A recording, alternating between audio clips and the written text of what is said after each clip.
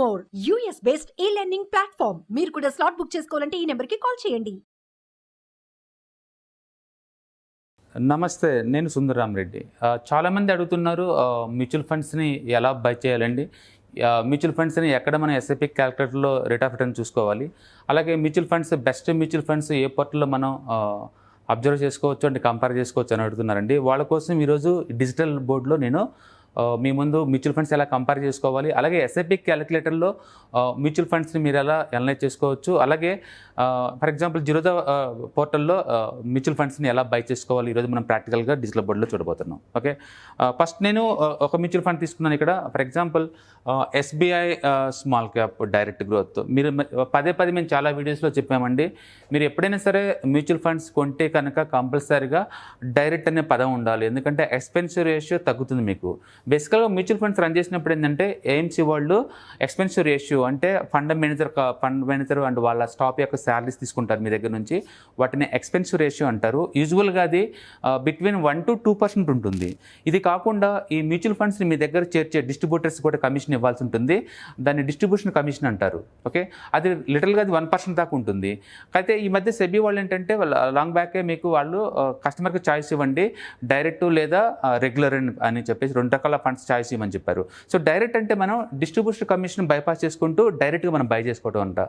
తద్వారా ఏంటంటే మీకు 1% కమిషన్ సేవ్ అయిపోతుంది. లాంగ్ టర్మ్ పాయింట్ ఆఫ్ అది కాంపౌండ్గా చాలా డబ్బు మీకు సేవ్ అవుతుంది. అందుకని మీరు ఎప్పుడైనా సరే డైరెక్ట్ కొనుక్కోండి. ఓకే, సో మ్యూచువల్ ఫండ్స్లో డైరెక్ట్ అనే పదం కంపల్సరీగా ఉండాలి. సో ఎస్బీఐ అంటే ఏఎంసీ ఏ కంపెనీ అయితే ఇట్లా రన్ చేస్తుందో అవి ఎస్బీఐ. స్మాల్ క్యాప్ అంటే నేను ఈక్విటీలో స్మాల్ క్యాప్ కేటగిరీలో ఇన్వెస్ట్ చేయబోతున్నాను.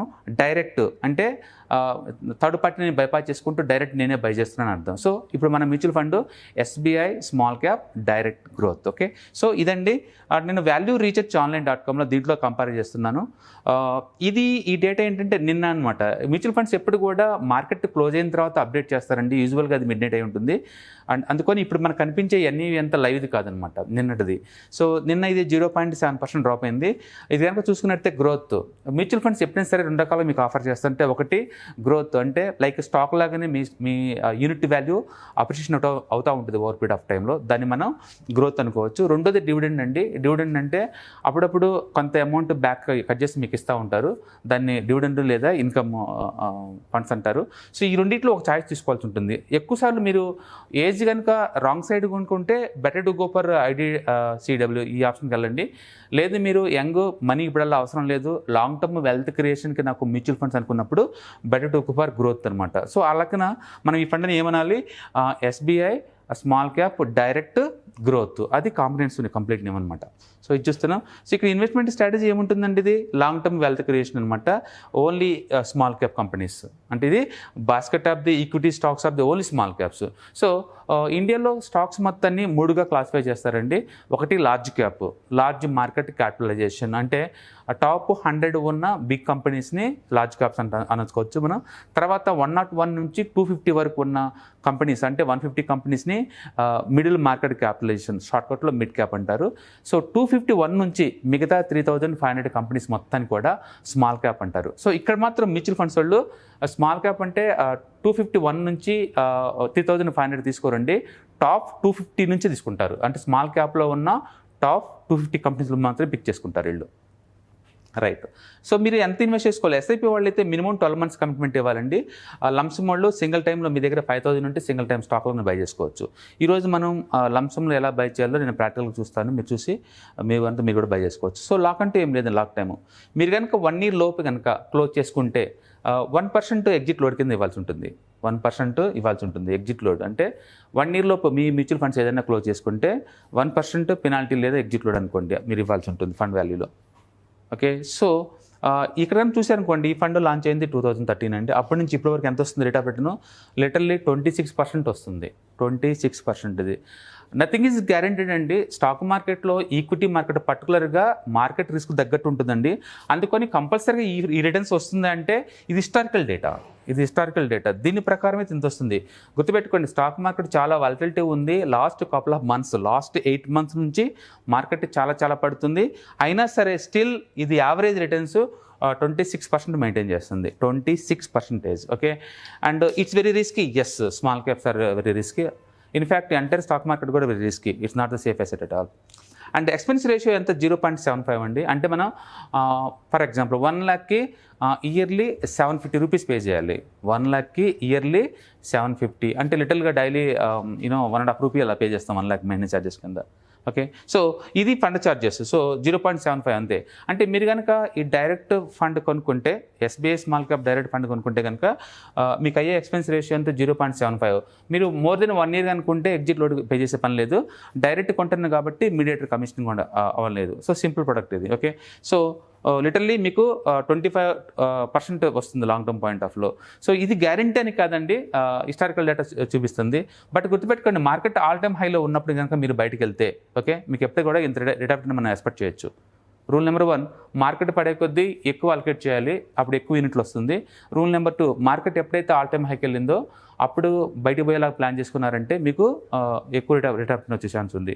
గుర్తుపెట్టుకోండి, ఇండియాలో లాంగెస్ట్ హిస్టరీ ఉన్న mutual funds Nippon growth fund అండి. అది 22% CAGR చొప్పున 27 years నుంచి వస్తుంది. గుర్తుపెట్టుకోండి, 22% CAGR చొప్పున 27 years నుంచి వస్తుంది. అండ్ ఇది అనుకోండి లేటర్గా 10 years నుంచి వస్తుంది 26%.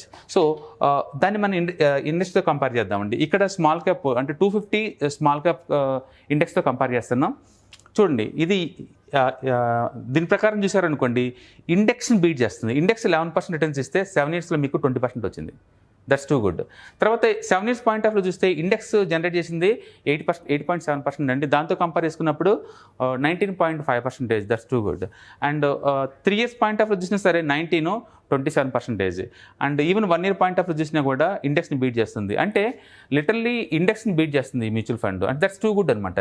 ఏదన్నా ఒక ఇండెక్స్ని ఒక ఫండ్ బీట్ చేస్తుంది దాన్ని అల్ఫా అంటారు. అల్ఫా అంటే ఎక్కువ రిటర్న్స్ జనరేట్ చేసే కంపెనీస్ అనమాట. ఓకే, సో అంటే ఈ మ్యూచువల్ ఫండ్ పర్ఫార్మెన్స్ చాలా బాగా ఉన్నట్టు లెక్క. ఫర్ ఎగ్జాంపుల్ దీంట్లో కనుక నేను ఇన్వెస్ట్ చేస్తే, ఈ ఫండ్లో కనుక ఇన్వెస్ట్ చేస్తే నాకు ఎంత రేటు వచ్చే ఛాన్స్ ఉంది. నేను ఎస్ఐపి క్యాలిక్యులేటర్లో చూస్తున్నానండి. ఎస్ఐపి క్యాలిక్యులేటర్లో ఇది చూడండి, నేను 5,000 ఇన్వెస్ట్ చేశాను. ఇక్కడ ఎంత 5,000 రూపీస్ పర్ మంత్. ఓకే, అంటే నేను 25 years పెట్టాను. టైం ఎంత 25 years. అంటే నా రిటైర్మెంట్ ప్లానింగ్ అనమాట ఇవి 25 years. And rate of return 25. ఎందుకు నేను 25 ఇక్కడ మెన్షన్ చేశాను అంటే ఎస్బీఐ లాస్ట్ 10 years నుంచి ఇస్తుంది కాబట్టి నేను అక్కడ పెట్టాను. గ్యారెంటీ అనే పదం వాడలేదని నేను హిస్టారికల్ డేటా ప్రకారం నేను మాట్లాడుతున్నాను. ఓకే, సో ఈ ప్రకారం చూసుకున్నాను అనుకోండి, మనకి ఎంత వస్తుంది యావరేజ్ మీద 11 crore వస్తుందండి. It's 11 crore. Total me investment 15 lakhs అండి. Total me investment 15 lakhs and మీకు వచ్చే returns 11%. And I'm taking the 25% kind of returns for 25 years time. And every month ఎంత ఇన్వెస్ట్ చేస్తున్నారు 5,000. ఎందుకు నేను 25% తీసుకున్నానంటే బికాజ్ ఇది ఆల్రెడీ హిస్టారికల్ డేటా ప్రూవ్ చేసింది ఇది, అందుకు నేను తీసుకున్నాను. హిస్టారికల్ డేటా ప్రకారం ఇది ఆల్రెడీ 26% ఇస్తుంది. చూడండి ఒకసారి స్క్రీన్ మీద. నేను తీసుకుంది best small cap fund. Right, నేను సెకండ్ ఇంకో ఫండ్ తీసుకుంటున్నాను. I will go for Axis తీసుకుంటున్నాను, Axis small cap fund. Okay, so now we are in to second fund అండి. This is Axis small cap direct growth again. And ఇది growth plan ఈ point of టైంలో ఉన్న NAV. And ఇది dividend option అండి. Okay, so rate of return ఎంత ఇస్తుంది ఇది 24%. లిటరలీ 25% ఇస్తుంది ఇది కూడా. ఎప్పటి నుంచి లాస్ట్ 10 years నుంచి. And what is the expense ratio 0.35. It's very least in industry. అంటే రఫ్గా మీకు డైలీ ₹1 పడుతుంది ₹1,00,000 మెయింటెనెన్స్ కాస్ట్ అంతే. అంటే too good returns are too good. Okay, so ఇట్లా మీరు కంపేర్ చేసుకోండి. ఈ పోర్టల్కి వచ్చేసేయండి, కంపారిజన్ చేసుకోండి. ఉన్నట్లోంచి బెస్ట్ ఫండ్ మీరు పిక్ చేసుకోవచ్చు. ఇప్పుడు మ్యూచువల్ ఫండ్స్ని ఎలా బై చేయాలో నేను చూపిస్తాను. Okay, come to the coin Zerodha. మేము జీరోదా వాడుతున్నాం కాబట్టి నేను జీరోదాలో చూపిస్తున్నాను అండి. మీకు ఏ ట్రేడింగ్ అకౌంట్ ఉంటే ఆ ట్రేడింగ్ అకౌంట్లో మీరు చూసుకోవచ్చు. జీరోదాలో ఏంటంటే kite.zerodhaలోనేమో మనం ట్రేడింగ్ చేసుకోవచ్చు. అంటే coin.zerodhaలో mutual funds and index funds మనం బై చేసుకోవచ్చు.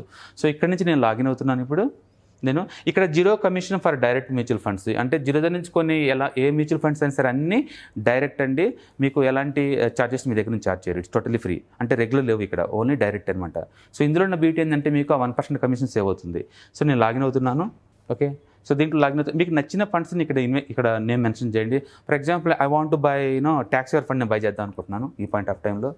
లేదా నా దగ్గర ఉన్న ఫండ్స్లో ఒక ఫండ్ చూస్తున్నాను. నేను హోల్డింగ్ చూస్తున్నాను. సో నేను ఇది తీసుకున్నానండి. మీకు కావాల్సిన ఫండ్ నేమ్ ఇక్కడ మెన్షన్ చేసుకోండి. ఇక్కడ ఏది కావాలంటే అది, ఎస్బీఐ కావాలంటే ఎస్బీఐ, లేదా యాక్సిస్ కావాలంటే ఇక్కడ మెన్షన్ చేసుకోండి మీరు. నేనైతే ప్రస్తుతానికి మెరా ఎసెట్ ట్యాక్స్ ఎవర్ ఫండ్ తీసుకున్నాను. ఇది ట్యాక్స్ ఎవర్ ఫండ్ అండి. ఇది ఆల్రెడీ నేను లాస్ట్ ఇయర్ బై చేశాను. Today I'm going to buy one more time. ఎగ్జాంపుల్గా ఎలా బై చేయాలని చూపించడం కోసం నేను చూపిస్తున్నాను మీకు. సో ఇక్కడ మీరు చూసారనుకోండి, మీకు 2 ఆప్షన్స్ వస్తాయి. ఇక్కడ మీకు 2 ఆప్షన్స్ వస్తాయండి. ఒకటి డైరెక్ట్ బై, లైక్ స్టాక్ లాగానే మీరు బై చేసుకోవచ్చు అండి. ఈ బటన్ క్లిక్ చేశారనుకోండి, మినిమం 1000 నుంచి 5000 డిపెండింగ్ అపాన్ ద ఫండ్ని బట్టి మనం బై చేయాల్సి ఉంటుంది. తక్కువ అంటే ₹1000, ఎక్కువ అంటే కొన్ని ఫండ్స్ అయితే ₹1000 అలౌ చేస్తాయి, కొన్ని అయితే 5000 అలౌ చేస్తాయి. మీరు ఒకసారి చూసుకున్నట్టు మీకు ఇది అర్థమవుతుంది. రెండోది ఎస్ఐపి ద్వారా. ఎస్ఐపి అంటే ఈవెన్ 100తో కూడా మీరు అలౌ చేస్తారండి. ఎస్ఐపి అయితే మినిమం కమిట్మెంట్ ఉంటుంది. మినిమం 1 year మీరు కీప్ ఆన్ పేయింగ్ అనమాట. Minimum 1 year. అది అన్లిమిటెడ్, అంటే ఎంతకాలమైనా మనం పే చేసుకుంటూ పోవచ్చు. అట్లా బై అయితే మాత్రం ఒకేసారి మీరు సింగిల్ టైం లైక్ స్టాక్ లాగా బై చేయాల్సి ఉంటుంది. నేను ఇప్పుడు స్టాక్ లాగా బై చేస్తున్నానండి. ఒకసారి చూడండి, ఇక్కడ అలర్ట్ వచ్చింది, SIP investment in this fund is locked in 3 years. అంటే ఇది ట్యాక్స్ ఎవర్ ఫండ్ కాబట్టి ఇందులో మీరు కనుక ఇన్వెస్ట్మెంట్ చేస్తే వాటిని 3 years మీరు అమ్మలేరు, ఎందుకంటే ఇది ట్యాక్స్ ఎవర్ ఫండ్స్ కాబట్టి. ఓకే, నేను తీసుకుంది ఎస్బీఐ స్మాల్ క్యాప్ లేదా యాక్సిస్ కాదండి, ట్యాక్స్ ఎవర్ ఫండ్. అందుకని దీంట్లో కంపల్సరీ 3 years లాక్ టైం ఉంటుంది. సో ఇది మినిమం ఇన్వెస్ట్మెంట్ 5,000 పెట్టాలండి, సారీ ₹500 పెట్టాలి మినిమం. నేనేం చేస్తాను, మినిమం అమౌంట్ నేను 5,000 ఇన్వెస్ట్ చేసుకుంటున్నాను ఈ పాయింట్ ఆఫ్ టైంలో. ఓకే, సో నేను 5,000 దీంట్లో ఇన్వెస్ట్ చేస్తున్నానండి. నేను 5,000 ఇన్వెస్ట్ చేస్తున్నాను. ఇక్కడ కండిషనల్ బై అంటే లిమిటెడ్ ఆర్డర్ అనమాట. మీకు ఒక పర్టికులర్ ప్రైస్కి మీరు కొనాలి అనుకుంటే పర్టికులర్ ప్రైస్ కూడా ఇక్కడ ఇన్వెస్ట్ చేసుకోవచ్చు. నాకైతే అదేం లేదు, మార్కెట్ ప్రైస్కి బై చేయమని చెప్తాను అనుకుంటున్నాను నేను. సో అందుకని డైరెక్ట్గా ఆర్డర్ ఇస్తున్నాను. సో ఇప్పుడు ఈ ఫండ్ అంటే మెరా ఎసెట్ ట్యాక్స్ ఎవర్ ఫండ్ని నేను ₹5,000 సింగిల్ టైం బై అనమాట. ఎప్పుడు కావాలంటే అప్పుడు బై చేసుకోవచ్చు. ఈ రూట్లో నేను బై చేస్తున్నాను. నాకు ఇలా కాదు, ఎస్ఐపిలో నేను బై చేద్దాం అనుకున్నాను అనుకోండి, దీనికి ఏంటంటే మీరు కమిట్మెంట్ ఇవ్వాలి.